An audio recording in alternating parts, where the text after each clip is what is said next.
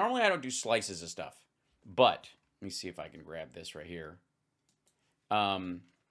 This isn't really I'm not jumping in on something because this is Varney and Company playing something of Josh Hawley speaking. I don't know where else to get the full piece or as much as I can of their interview with Hawley saying this. But it's what I'm about to show you is from a clip called "Is the Trump Magic Gone?" from Fox Business, where Stuart Varney, that's this fella, and then I don't know who that guy is. He has on, David Avella from the GOP PAC, GOPAC, GOPAC, to try and talk about this. We'll see if they lead into this anyways, because they're talking about his initial launch. I haven't watched this, but let's see where they pick up right before this Hawley clip. I want to have that instead of what President Trump is offering. But Stuart, here's one thing that we definitely know, given the 2022 elections. Democrats will spend as much money as anyone to get who they want as the Republican nominee because they did it in the 2022 primaries.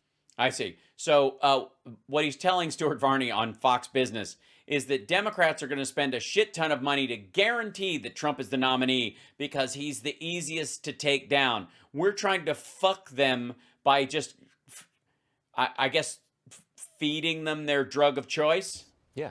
And they want Trump to be the nominee. They can't believe it. Can you believe? I don't understand. Well, they want Trump to be the nominee because apparently, according to everyone, he's a fucking drag. They do, you know. They want him. They want him in there, and they're going to get him to win because they think they can beat him. Anyways, that's not true. Let me move on. Senator. Yes, let me move on from what you were saying. They think they could beat him, and I can't disagree with that, so fuck. Josh Hawley.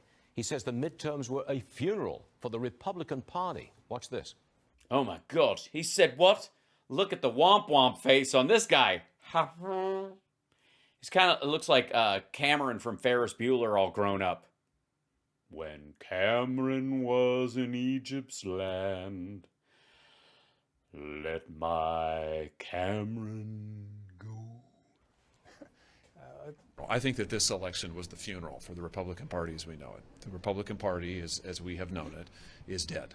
And voters have made that clear. And in particular, the folks who did not vote for Republicans in this last election were independent voters, working class independent voters.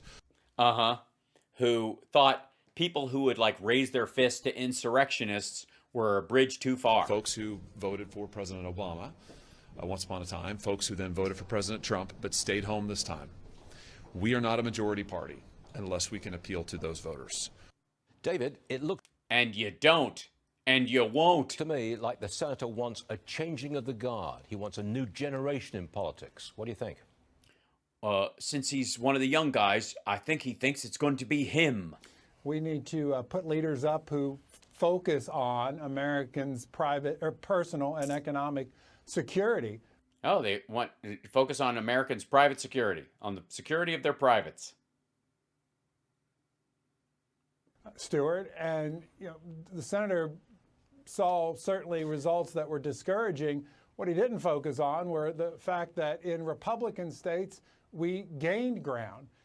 Yes, in the states we already had, we really had them. We had them like we had them before, but like we've never had them until we've had them like we have them. And we gained ground amongst voters that we had not done particularly well, whether it be Asian voters or Hispanic voters or even black voters. Yes, because you can have a giant percentage leap when the numbers are incredibly fucking small. There is much positive to focus on in this election as we